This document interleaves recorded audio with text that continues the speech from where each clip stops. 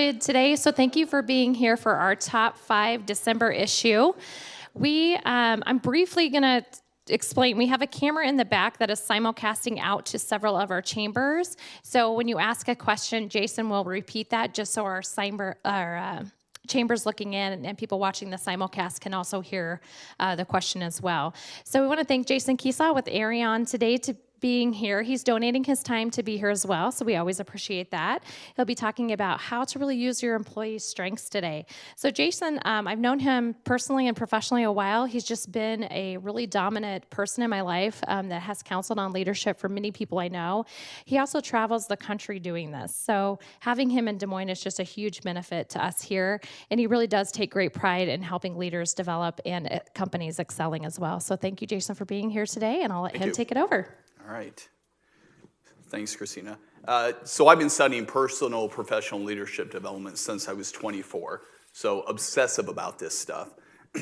Imagine your 24-year-old son getting you a book for Christmas, The Art of Happiness, and following up on you every week to make sure that you've read it. When my daughter was a teenager, her punishment was reading 7 Habits of Highly Effective Teens, right? I don't know any 12 or 13-year-old that knew the word paradigm. Right? But I'm super passionate about this stuff. I think leadership changes the world. And a lot of what we're going to be talking about today is leadership, right? When we're talking about people and we have employees, just people around us, it takes leadership, and it takes good leadership. So we're going to be talking about 5 ways. Before we get going here, I do work with Aureon. My role is Leadership and Talent Development Manager. What Aureon does in general, our philosophy is each of you, if you're a business owner, you went into business to do something. Or if you're in a production role, your goal is to do something, sell something, make something, service something for your customers. We say, let us do everything else. Let us handle your HR, let us handle your technology. If you have call center needs, let us help you develop your people, focus on what you do best, make your money, grow your business. Let us help there. So my role is Leadership and Talent Development Manager within Aureon. The 3 areas I focus on are emotional, social, and leadership intelligence. And to get the best out of your employees, to really capitalize on their strengths, you need to do all 3 of those things. And today, over the next 45 minutes, we're going to be touching in each of these areas, okay? Now, each of you have a participation guide in front of you. We're going to go through a handful of information here. We're not going to save all or cure all the world's problems in the next 45 minutes. But what I hope it'll do is provoke thought, provoke curiosity, something that you maybe heard before. Maybe you've never heard it before, but something you can take a note on and go get more information on, okay? I'm here as a resource. My email address is on the front of the participation guide. There's lots of great information out there that once you know what you're looking for, it's there. You can find it. And we need to dedicate our time to be focusing on that. So today, 5 ways to use employee strengths. And the participation guide follows this. Number 1, we're talking about thinking like a leader. Leaders think differently, okay? I think people that understand leadership, I think they're more successful and they live a higher quality of life, okay? Just their mindset. We're going to talk about setting your people up for success. We're going to talk about giving them clarity. We're going to challenge, I'm going to challenge you, and hopefully you'll challenge yourself, to really question your judgments and your attitudes about things. Having the opportunity to work with a lot of people around the country, part of the gap that happens between leadership and their employees is the leader's ability to get out of their own way, okay? They have a paradigm, they have a certain attitude about things, they respond differently to different people. And it's a leader's ability to check themselves that's going to allow them to move forward and really see their employees for their strengths and the opportunities they bring to the business and coach them and lead them as needed. And then finally, we have to give our employees what they need, okay? So first, think like a leader. I love, everything starts with leadership. And I love this quote. It's hard to see the forest when you're standing in front of a tree. It's hard to see the forest when you're standing in front of a tree, okay? Each of us achieve success initially in our careers because we become an expert at a tree. We're staring at something specific. We have training, we have coaching, we have mentoring, formal education, informal education, passions, where we're obsessively focusing on something. Can everyone relate to that? And we become really good at it. And through becoming really good at it, and passion and all that, people recognize, hey, they have people abilities. Let's put them in management. Let's give them opportunities into leadership, okay?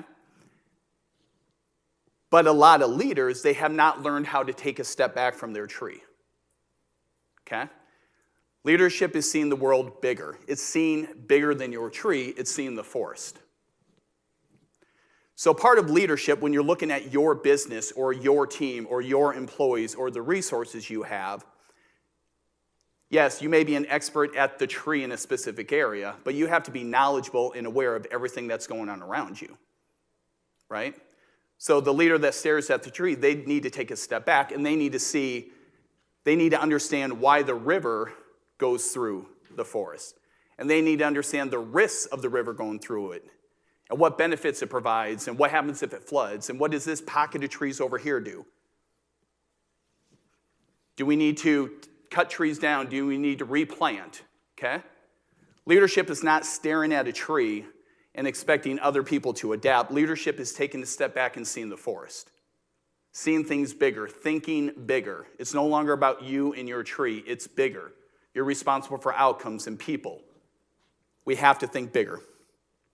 So part of how we do this is I break things up into 3 leadership perspectives, okay? And in the guide there's a space for you to jot notes if you wish. But 3 leadership perspectives. The first one is the 100,000-foot view. And for those of you that can't see in the back, this is a picture of the greater Des Moines area. All the way from West Des Moines, all the way through Altoona and east. One of the challenges that leaders have is thinking strategically. Okay, so when I say it's hard to see the forest when you're standing in front of a tree, business owners, leaders, as we move up, as we progress, we have a hard time letting go of the tactical things. We have a hard time letting go of the tactical thinking, okay? And we need to learn how to think strategically. And we need to learn how to think bigger. So part of thinking bigger, you may be able to see the red marker for Google Maps. That is where Aureon is in West Des Moines, okay? So if we are thinking strategically from an Aureon perspective, we're looking at the entire greater Des Moines area. And we're paying attention to market. We're paying attention to the competition. We're paying attention to our recruiting strategy. We're not focused on serving HR. It's not me coming down here and delivering a presentation. It's how are we going to grow within the market we're in, paying attention to the opportunities, managing risks, everything like that. So when we're talking about the 100,000-foot view, these are things like your strategic vision. What are the trends within your industry? Pardon me. What are the best practices? What is the growth potential? What is the risk? Is there room for market expansion? Or should you not grow at all? Should you stay where you are because the environment says stay where you are? What is your competitive advantage? What is your recruiting strategy? Who is your ideal customer? All these things are defined in the 100,000-foot view.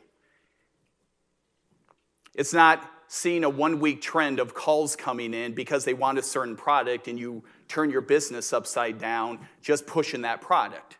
Now, that may work, but that could be pretty short-sighted. Why are you making the decisions you're making? Okay? So we need to learn how to think strategically, and this is really hard this is a learned behavior. Some people naturally think big picture, but for a lot of us, we need to learn how to do this. We need to learn how to get out of the tactical, see things bigger. The second perspective is the 1,000-foot view. Now, this image here, it's a snapshot over Aureon, okay? So imagine your business, wherever you do your work. And imagine the roof being taken off of it, and you're able to see what is going on within those walls. You're able to see the customer experience. You're able to see the employee experience, how processes flow, how leadership collaborates, how leadership communicates, how teams work together. What are the gaps in communication? Okay? We're still not servicing the customer. We're not writing checks. We're paying attention to our culture. How are the dots connecting? How do we increase efficiencies? How do we support our team members? So the 1,000-foot view, you're paying attention to culture, leadership collaboration, management effectiveness. What are the goals and initiatives that are being set? What is the employee experience? What is the communication between departments? Who's the problem employee? That's creating a ruckus for everybody. Okay? You're going to see all this in the 1,000-foot view, but if you're so set on selling and servicing and selling and servicing and selling and servicing, you're not going to pay attention to this stuff. You're not going to pay attention to the bigger things that your employees need. Okay? The next level is the 100-foot view, and this is where the work gets done. This is putting out fires, managing the unexpected, your employee issues, client issues, making the sale, servicing. This all happens in the 100-foot view. And the more intentional you are thinking like a leader, the better you're able to take a step back and see things from a strategic perspective, the more intentional you're going to be setting your business up for success to get the work done. Setting people up for success, hiring the right people, going after the right customers. But that doesn't happen by luck. Now, some of us, you may have an intuitiveness about you where you can get it done. But what happens when you have employees? And what if they're not like you? And what if they need leadership and guidance, right? It takes each of us to think like a leader. Second, we need to set our employees up for success. And this is the opportunity to go from strategic thinking all the way down to the more tactical, okay? And I have a really impactful acronym that I use for this. Profound. PVVGPPP. I will innovate it at some point, okay? But here's what this means. These are the elements you have to have in your business to set your people up for success and give them the opportunity to succeed and capitalize on their strengths. What is your purpose? Why are you in business? What is their purpose and how do they connect? That takes leadership. That's strategic thinking. I was working with a leader in Las Vegas and we were going through values and standards and he goes, enough with this bumper sticker talk. Because his experience has been, he's been part of organizations that come up with the purpose and mission and values, and they don't talk about it, they don't manage to it, they don't make sure their employees are held accountable to it. But what's your purpose? What are your values? What are the standards you work by? This is a leadership thing. You set the tone. You need to give your employees boundaries. You need to give your employees standards. You need to motivate them to be the type of people you need in the business every day. But it's not going to happen if they come in going 100 miles an hour and you haven't connected them to the bigger purpose of why you're in business, why you're doing what you're doing. What's your vision? They want to know where they're going. They want to know what their opportunities are. Vision, where you'll be in 3 to 5 years. Now, here's typically how we do it. I feel that we have a separation, okay? So we go through strategic planning, we work with consultants, and we define purpose, values, vision, and they're on our business cards, and they're in our email signatures, and they're hung on the wall.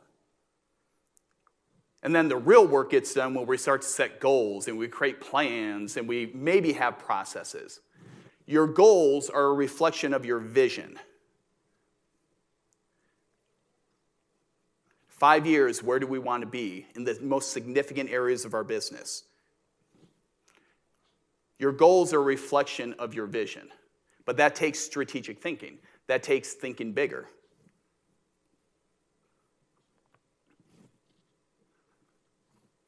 Your plans will be a reflection of your goals. Where are you focusing your time? What initiatives are you creating? Processes. Processes are a concept that are highly underutilized in small businesses. If any of you have heard of programs of EOS, the Entrepreneur Operating System, or eMyth, there's programs out there that are dedicated to helping you create foundational processes in your business that lead to, it's easier to delegate, lead to greater predictability, lead to more consistent results. But processes, a handbook would be an example of processes. You wouldn't believe how many small business owners put things in handbooks based on one bad experience they had the year before. Now, maybe that has to be in there because it's a significant risk. But why are they doing the things they're doing? Why do you have the things at the tactical level in your business? They have to be a reflection of the bigger purpose. Your purpose, values, vision, goals, plans. Then most importantly, you do all that stuff right, you're setting your people up for success. Okay? That leads into number 3, give them clarity.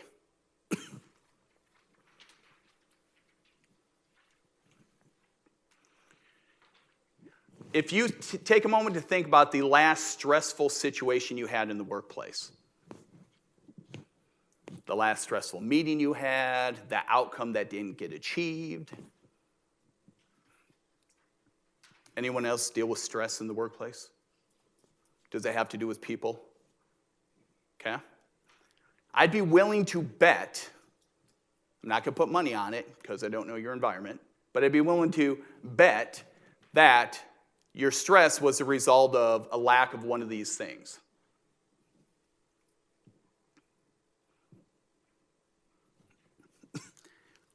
And I used to have clear communication as number 3 on here, but I moved it up to number 1.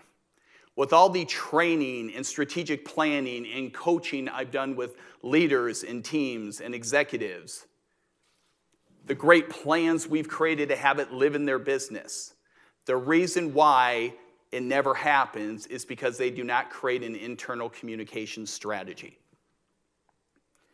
We do a really nice job when we look at communicating to prospects and customers of being intentional with how we're going to communicate, what we're going to say. We hire ad agencies and marketing firms or have marketing people on staff. Do your employees not deserve that same intention with communication, that same clarity, that same purpose?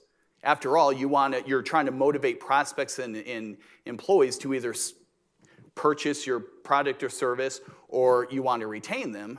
Guess what? You want to retain your people too. So we have to have clear communication. We have to have clear goals, and this goes back to purpose, values, and vision. Why are people coming there every single day? What are they focusing on? Why are they focusing on it? Clear roles.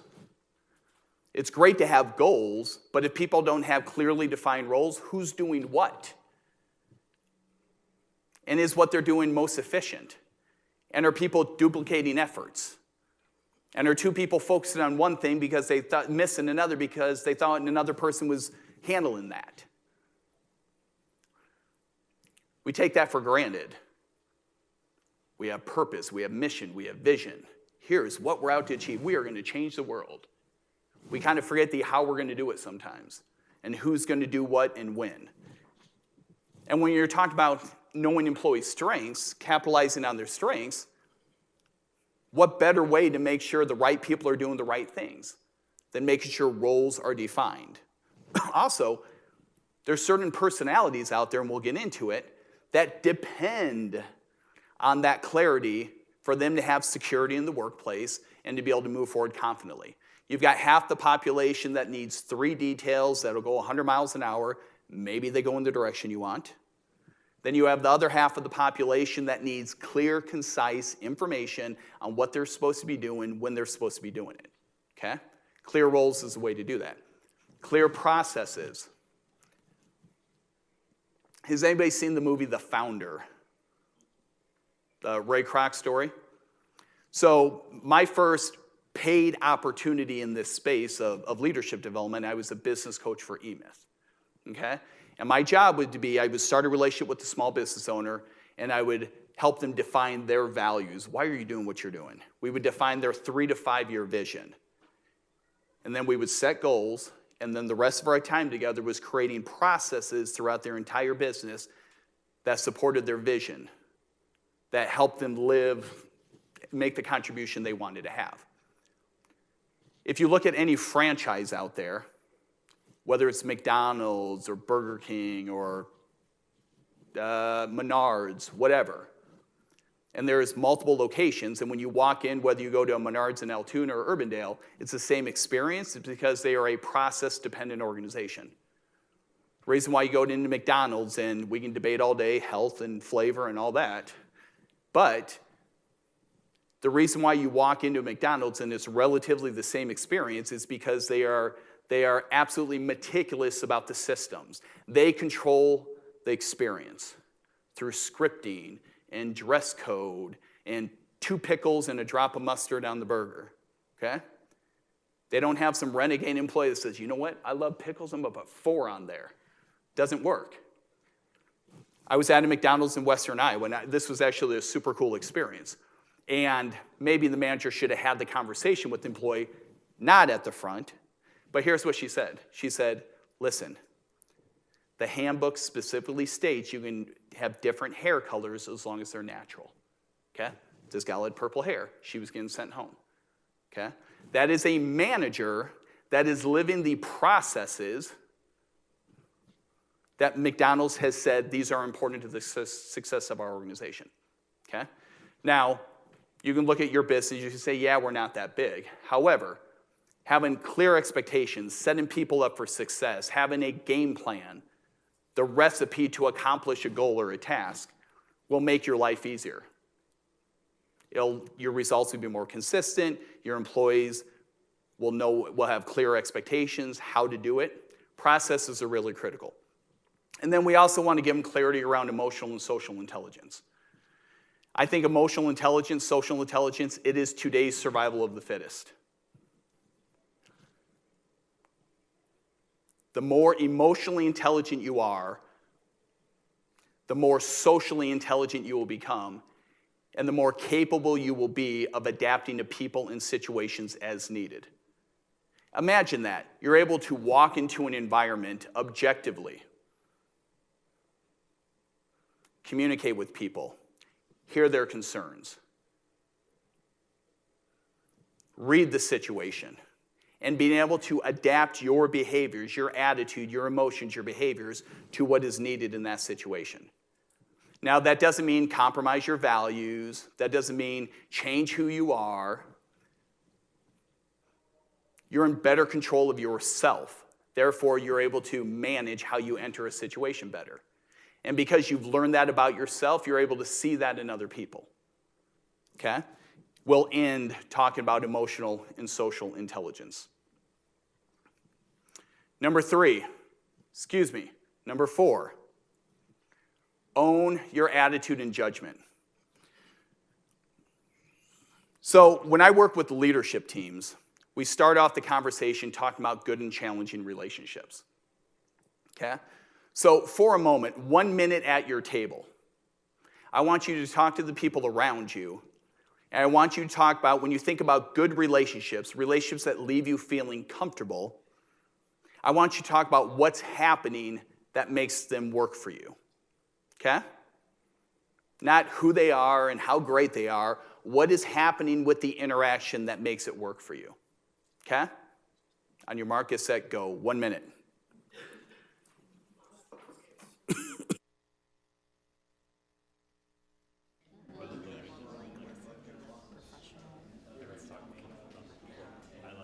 I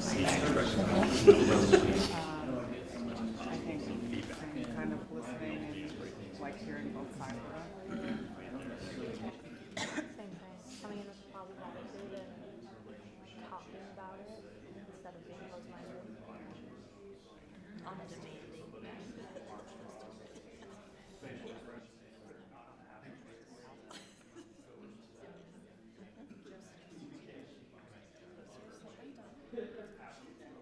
Easier said than done.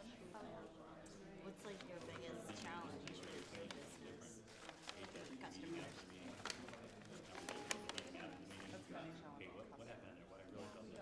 No.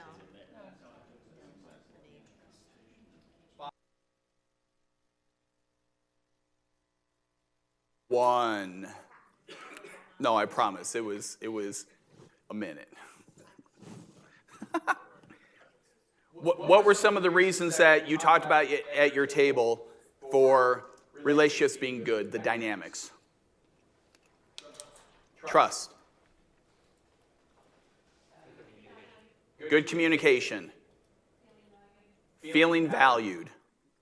What else? Good feedback. Transparency. What else? We've got like 5. Is that it? Honesty. Okay? Transparency. So when I do this exercise, I can do a room of 100 people, and I promise the most I'll get is like 10 words. We respect each other, we trust each other, communication, we give good feedback, they have integrity, they're honest, right? What we need to learn, and what we kind of take for granted we don't realize, that the comfortable relationships we have, they're comfortable because it works for us, because of our preferences, because of our expectations, okay?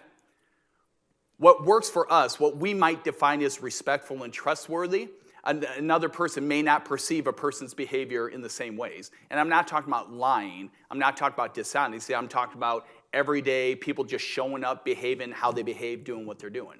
Okay? Our good relationships are a super personal experience to us. And if you were able to track the best relationships that you've had over the course of your life, I'm willing to bet there's a pattern there. They're similar in how they communicate and how they do things. Okay? Now I want you to take a minute. We could actually probably take 15, and you'd need more time, but we're going to do a minute. Talk about the dynamics of the challenging relationships you have for you. Don't just throw one-size-fits-all stuff out there. What really drives you nuts, makes your head explode, gives you anxiety? Head exploding is dramatic. I get that. All right, 1 minute. What challenges you? On your mark, get set, go.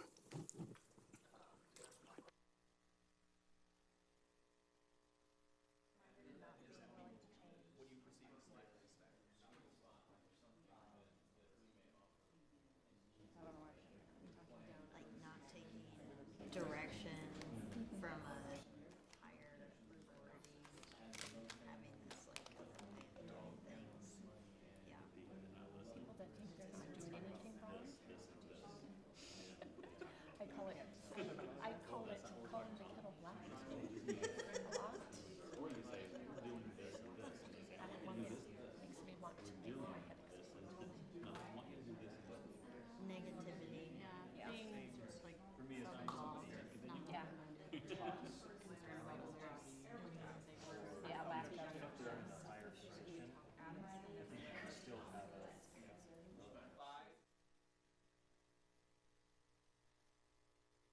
One.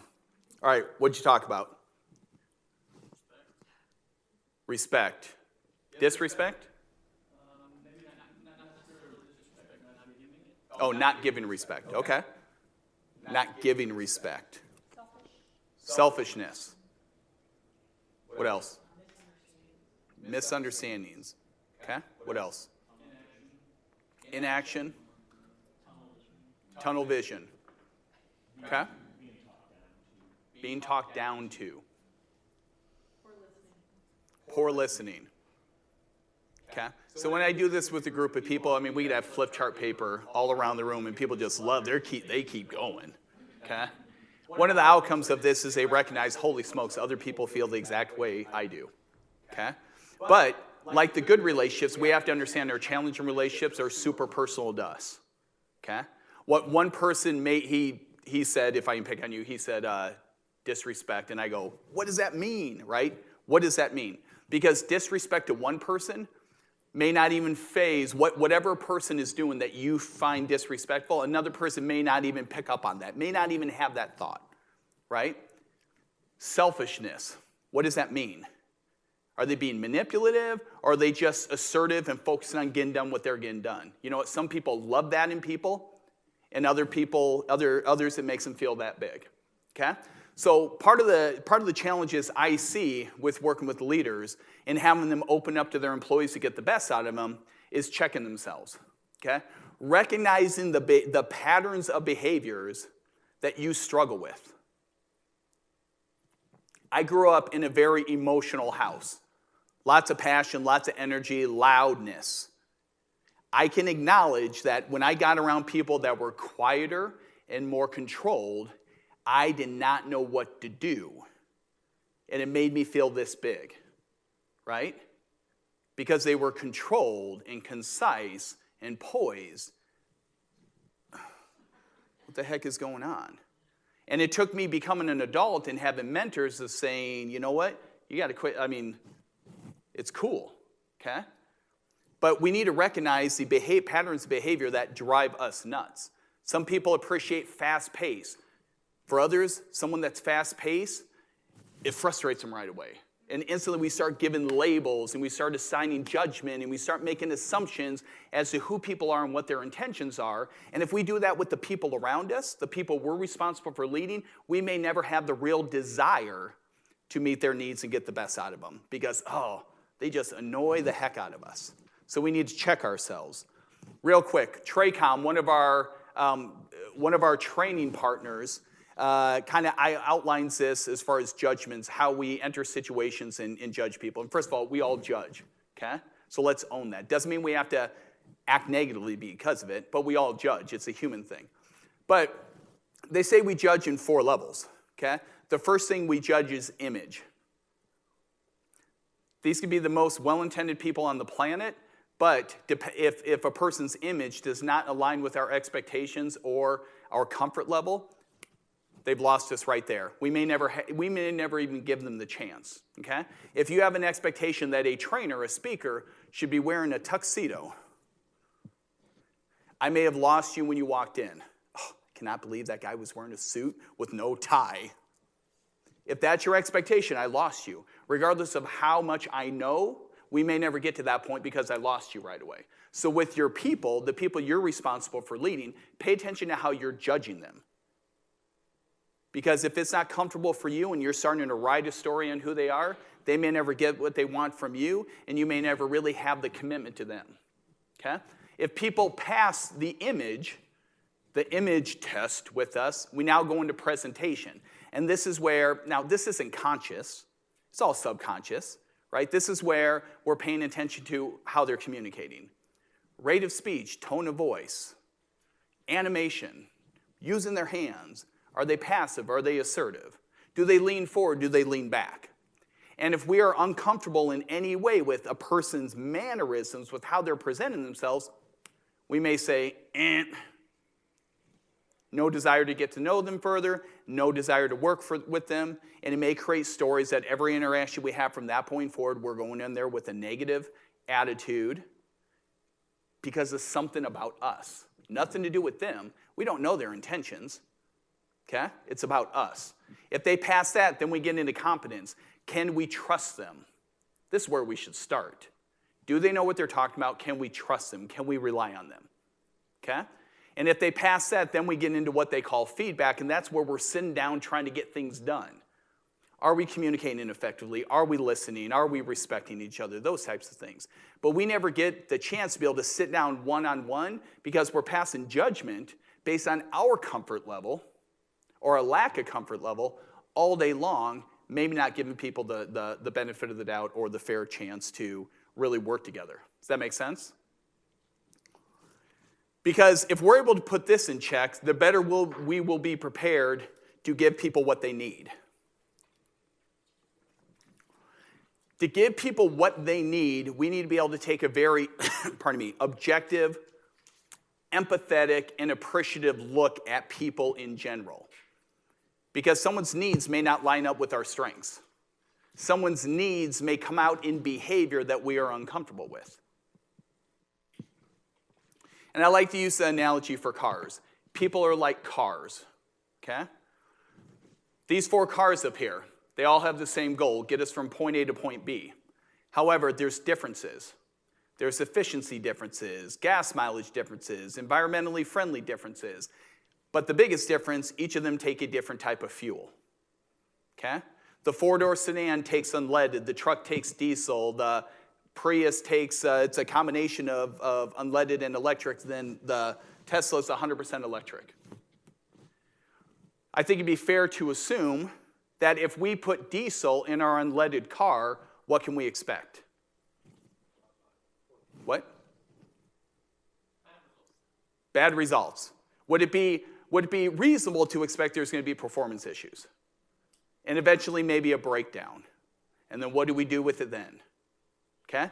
So if we had more time, I would pick on one of you and take you through the scenario and of you putting diesel in your unleaded car, and I would say to you, I would go, how do you feel? And the response I typically get, feel kind of dumb. What? Well, yeah, I put the wrong fuel in the car. Sounds like you're blaming yourself. Yep. So here's the deal. The research shows people are like cars. I have 4 different cars up here. The research shows there's 4 different dominant patterns of behavior. Each of us have and the people around us have. And each of them takes a different type of fuel. And if we're not conscious of paying attention to what type of fuel they need, all day long, we're putting the wrong fuel in people. And when people have performance issues and breakdowns, who do we blame? Them. We blame them. Very few leaders say, I wonder if they're not successful because of me. And that's where we start. Because we see performance issues and we say, they're not a good fit, they don't get it, they're just not picking it up, they're hard to work with. Instead of us saying, what do they need from me? How am I creating an environment that meets my people's needs? Okay? So we need to understand the dominant patterns of behavior. We use a program called Social Style. So on the back page, the graphics that you're seeing, the quadrants, we use a program called Social Style, and I use this with leadership teams all around the country. But here's basically what it says. The research shows each of us has a dominant pattern of behavior, and we call that observable behavior. Okay? So when I was asking you about your good and challenging relationships, what people were doing that, either left you feeling comfortable or uncomfortable, you were describing their observable behavior, what you were experiencing with them, what you were observing with them. And depending on what your need is, their observable behavior may have rubbed you the wrong way or made you feel comfortable, okay? But we judge people based on their observable behavior, and they judge us based on our observable behavior, how we do things. Thing with observable behavior, it's like the crust of a pie. It's the only thing that people see. So when we are judging people, when we are looking at our employees, we may be making assumptions on what they think, what they feel, what their intentions are, what motivates them. But we don't know any of that unless we have an opportunity to build a relationship with them. We judge whether or not what we are experiencing makes us feel comfortable or not. So observable behavior, it's measured on 2 dimensions. And this is where, if we had more time, and when it comes to emotional and social intelligence, these are some key things you want to think about. The research says our dominant pattern behavior is measured on how assertive a person is and how emotionally they respond to things. How assertive a person is and how emotionally they respond to things. So 4 dominant patterns of behavior. You have people who are emotionally controlled and assertive. So these are the people, the natural poker face. They don't get too excited one way or another. If you're a person that depends on facial expressions and tones of voice, those people drive you nuts. They challenge you. And they're not doing anything wrong. They're not trying to do anything. It's you. Okay? You have people that are more emoting and teleassertive. That's me. Emoting is wear the emotions on our sleeve. Teleassertive means when we want something, we're more likely to take action than sit back and wait. Some of you love people who are assertive because they get things done. Others of you, the second they make a move, it makes you feel this big and ran over. We need to understand that about ourselves. So we can quit assigning blame and passing judgment on people and recognize that it's our issue, not theirs. There's people that are emotionally controlled and ask assertive. Ask assertive just means that when we want to accomplish something, we tend to sit back and wait. Watch what happens. We tend to be a little more timid and resistant. And then we have people that are more emotional and ask assertive. So you'll see, and you'll see that on the back of the page. At the top, those 8 words describe people who are more controlled with their emotions.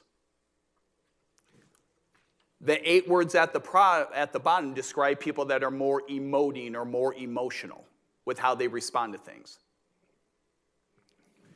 The 8 words on the right describe people that are more assertive, and the 8 words on the left describe people that are less assertive. So you fit in one of these corners. Now I know what you're saying. Nope, nobody's going to put me in a box. I hear it all the time. It's situational, depends on who I'm around. Nope, the research says it isn't situational. Because it's based on our observable behavior.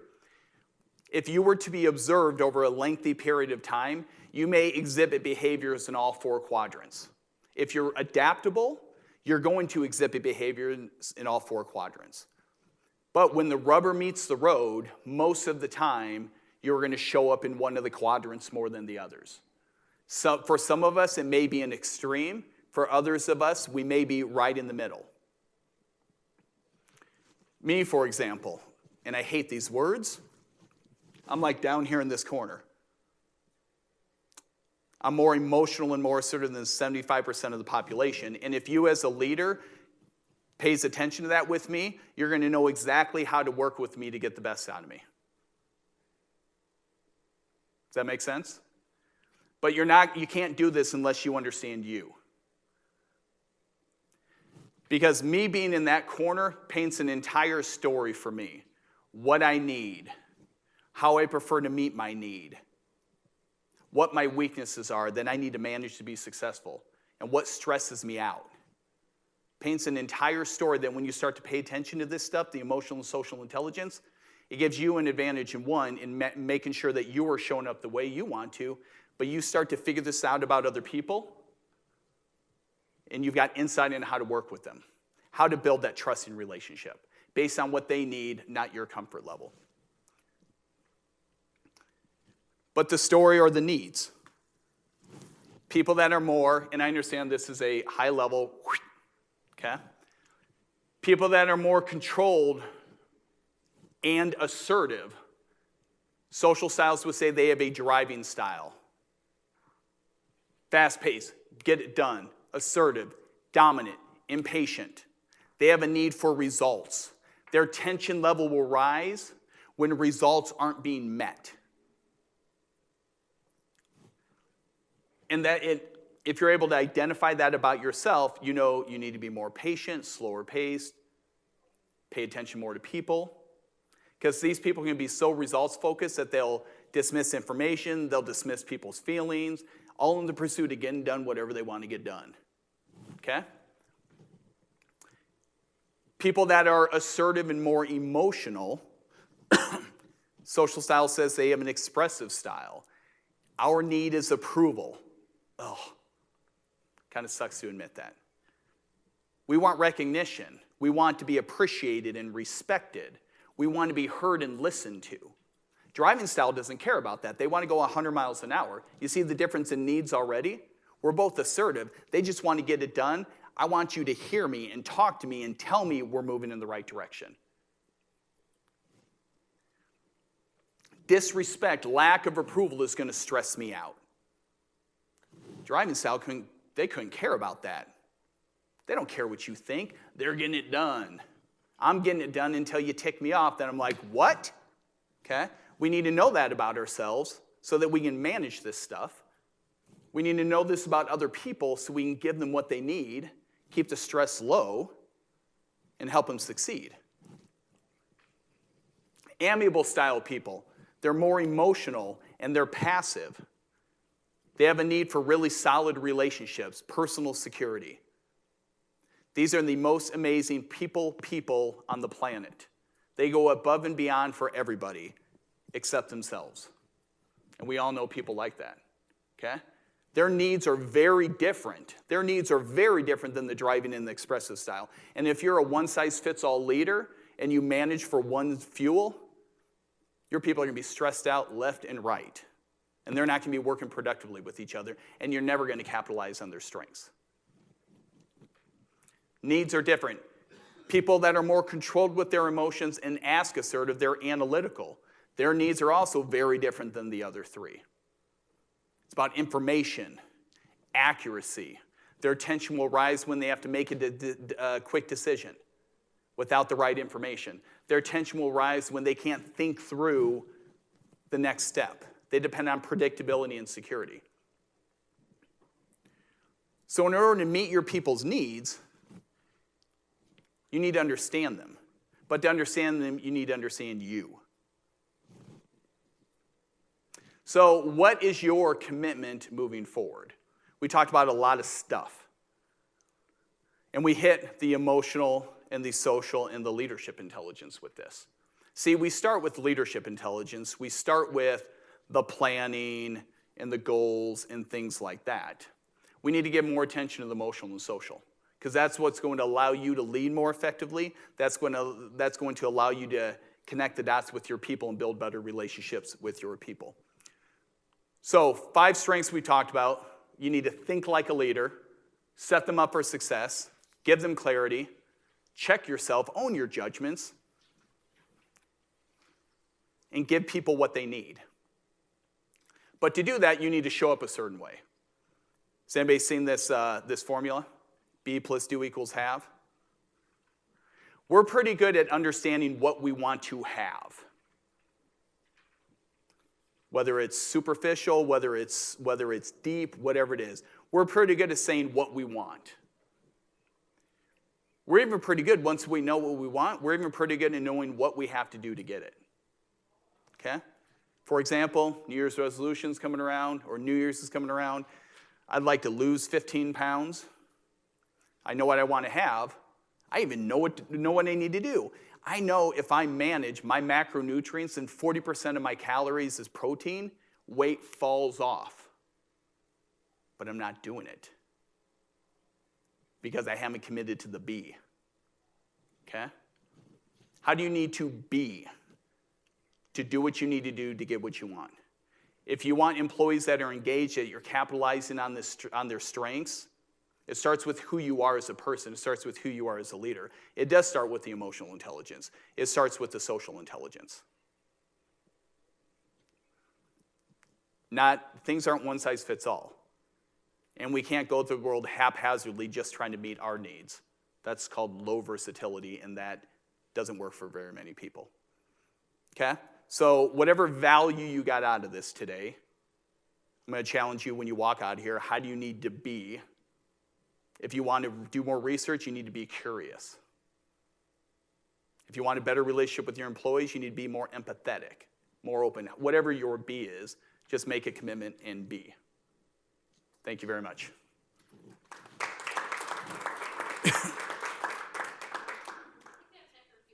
Yeah.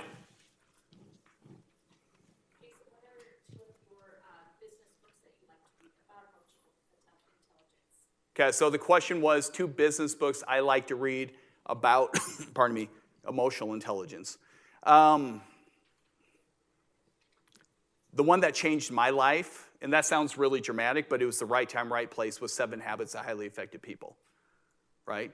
Because what 7 Habits of Highly Effective People did, and I feel so fortunate that I learned it at 24, because I was a knucklehead just bouncing off walls, falling down, okay? And what it taught me value-based decision-making, right? It taught me define your values, create your vision, make your plans based on those values, and let that dictate your decision-making. Holy smokes, how that's a game changer for focus and getting what you want out of the world. Because if you're aligning your actions with what's truly important to you, your experience is always going to be greater. And you're going to be more resilient and more committed to whatever else you're trying to achieve. We all know people that are zigzagging through the world based on external influences, and this was a huge one. The second one, the social style stuff. Any assessment you can take, a good assessment that can give you insight to yourself, but you got to commit to it. There's a difference between self-help and shelf-help. A lot of us do shelf-help, right? We get books, we get participation guides, and we get back to the office, we throw it on the shelf. Okay? Use this stuff. There's so much great information out there once you know what you're looking for. Other questions?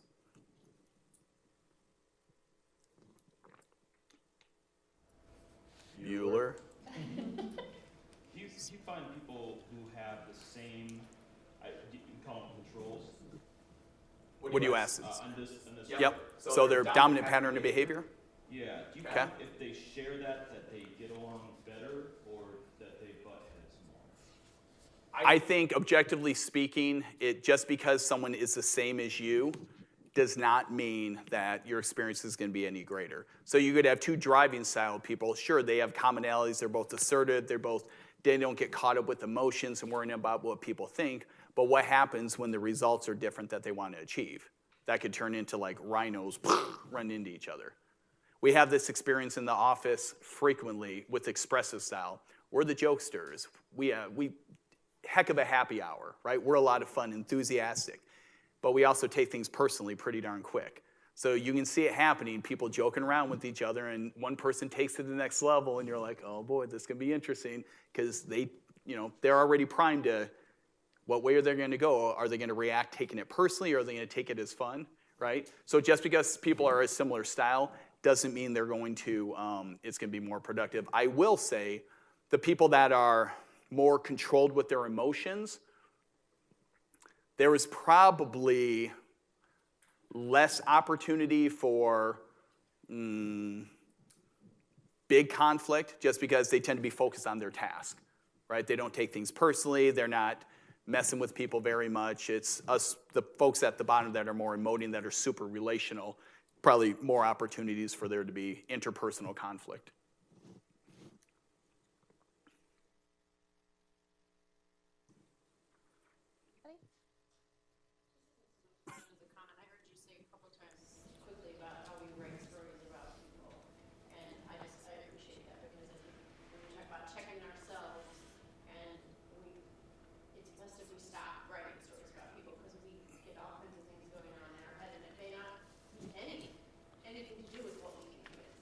It's just not productive to be able to make assumptions about people.